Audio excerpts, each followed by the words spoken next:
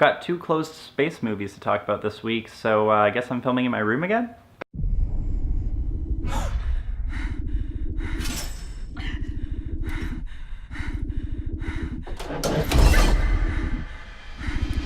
What are you gonna do to me? I'm going to keep you alive. So welcome to Owen Sound this week. This week we're doing two movies kind of head to head, and they're both closed space movies. Now these are going to be 10 Cloverfield Lane and Green Room. So let's get right into it.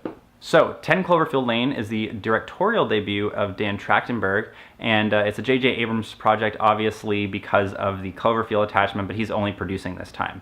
This movie started off as a script called The Cellar and then evolved to be part of the Cloverfield franchise later, which you can see in certain details.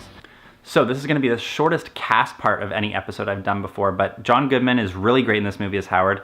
He's really just terrifying throughout the movie. You never really know if he's really trying to be a good person or he's really just crazy, and it really keeps you guessing throughout the whole movie. Mary Elizabeth Winstead as Michelle is really great, more of the kind of relatable protagonist and doesn't do really anything super exceptional, but she's really great in the movie. And you'll remember her from Scott Pilgrim, the Thing remake, and other movies that have come out. I believe there's also one with Aaron Paul called Shame. Another great thing that this movie has, which is kind of the double-edged sword of the movie, is the J.J. Abrams mystery box thing, which he talks about in different aspects, which is kind of the best and worst part of the movie. As throughout the whole movie, you're kind of guessing what's going on here, and you're really not sure. You're always trying to solve the puzzle, which is one of the great things about closed space movies, that you feel like you're trying to solve the problem in the puzzles that are going on in the movie throughout the entire process, and it really makes you feel a lot more involved in the movie. Now, there's a really great sense of tension in this movie that's felt from pretty much the second you arrive in the bunker till just about the end of the movie,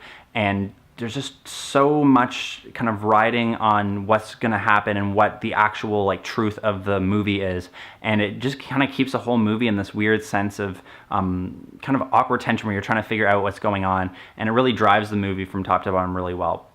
And there's even a specific scene, which is a kind of quote-unquote the dinner scene, which I think in terms of tension is one of the most tense moments of the movie until near the end, near the climax of the film.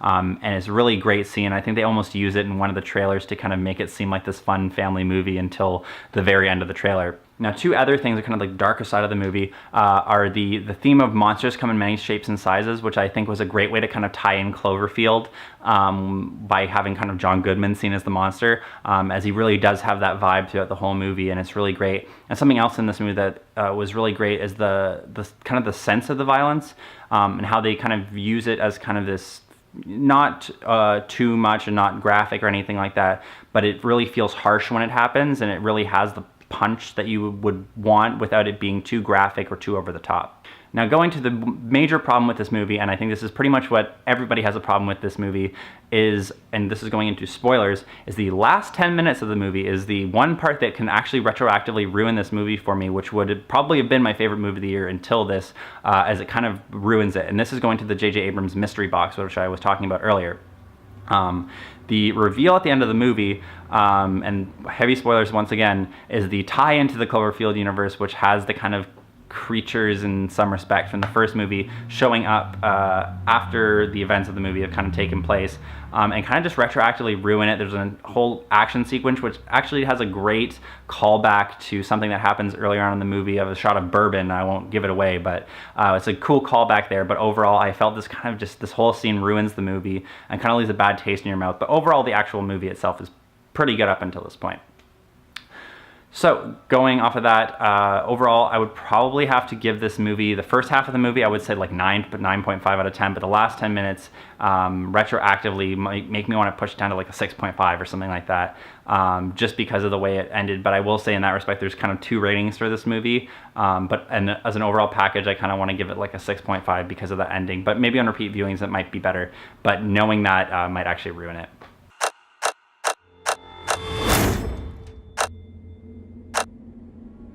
Gentlemen, You're trapped. Things have gone south. It won't end well. Going to film number 2 is Green Room. This is the new movie from Jeremy Saulnier. He is the director, of course, of Blue Ruin, which I think you may have seen on Netflix or in theaters. This is once again like his last movie, a bit of a kind of low release or kind of limited release movie, so see it however you can. But this one ended up being my favorite movie of the year, surpassing The Nice Guys, which I guess 10 Cloverfield Lane didn't because of the ending, unfortunately. Green Room is basically a story about a punk band that's on the road, and they get this gig at this club. It's kind of like a right-wing extremist club, with a kind of like a Nazi vibe going on to it. And basically the small crux of the plot is, which you will see in the trailer, is that they see a murder, and basically the people that run the bar are keeping them in here. And their whole movie, being the closed space movie, is that they have to try and escape. So going to the cast, you have Anton Yelchin, which you might know from the Star Trek movie, who plays Chekhov in that. He's playing the lead of this movie. You also have Imogen Poots, who you might have seen in a variety of different movies. She doesn't really have one role specifically that you might remember her for, but you'll definitely recognize her from a bunch of different movies. And of course, Patrick Stewart plays the bad guy here. And he is super, super scary in this movie, and really kind of the big brains behind the whole thing that makes him all the more terrifying in this movie. And also, strangely, also from Star Trek, which I didn't even think of till after the movie. Now, going to the actual strength of the cast, all the cast are great. The remainder of the band that Anton Yelchin is in is really great. They really feel real. That's one of the strengths that the director brought to this. He made it feel real. He really understood what a punk band was like, which I really admired from this movie. And overall, everybody feels kind of the right amount of competent and incompetent.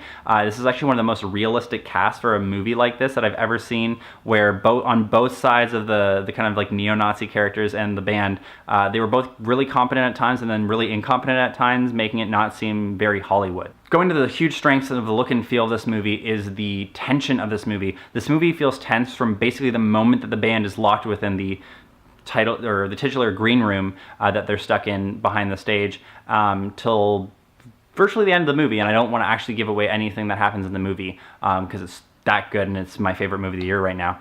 But overall, you just constantly feel like everybody in the movie from both sides is in danger, and the stakes are so high. I'd say even more so than a Game of Thrones episode in that respect. And you just never really feel like anything good is going to come out of this, and it just constantly makes you like wonder what's going to happen. Now, this goes to the other point of the movie, which I wanted to point out, is it does feel overall like a very miserable film, and almost like kind of the best possible way, but it is a very draining film to watch from start to finish. It is not a happy film. There's really no specific happy moment to really speak about, but in that respect, if you can get through that and you're in the mood for that movie, it'll be probably one of your favorites of the year too. So going to the violence of this movie, the violence feels like it's used just the right amount. It's shocking, but not kind of overused shocking, and it makes you feel exactly how the characters would feel in that situation, not kind of this Tarantino bloods everywhere type of situation, but it feels like that's exactly what that kind of damage would have led, except in one specific case that kind of gets ignored and then kind of just pushed to the side. So another thing was the cinematography in this movie being another great strength of the director. Is super great. There's these awesome slow-mo shots when the band's playing, and the movie is shot in this really great and tension-building way. Something else that the movie does really well is kind of the banter and a lot of the discussion that goes on in the green room between all the members while they try to figure stuff out, and really makes you feel involved in the whole part of trying to solve their way out of the situation, which you feel really involved in, like in the other movie I was talking about before.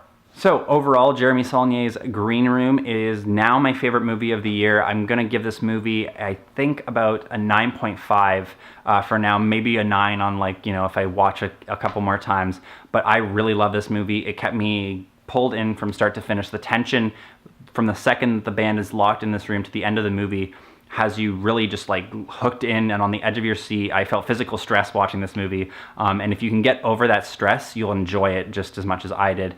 The cast is great. Patrick Stewart, Anton Yelchin, and Imogen Poots are great in this movie, and you really kind of grow to like love the protagonist, but you don't love them at the start, which I think is actually more to the movie's strength. And I think overall, just the sense of dramatic tension and just how real everything feels in this movie, and which makes it all the more tense, really puts this movie over the top. So I'm gonna say that's my favorite one out of these two, and my top movie of the year. So I would definitely give 10 Cloverfield Lane a watch if you're if you want to. But I think it's definitely one that you're gonna want to watch for the discussion portion of that, given that the ending is so kind of pulls you out of the experience and kind of ruins the movie, but definitely one worth watching for the discussion. So that's about it for me. You can like and subscribe at the bottom here. And yeah, you can catch me on the flip side and check me out on my other stuff. Thanks, guys.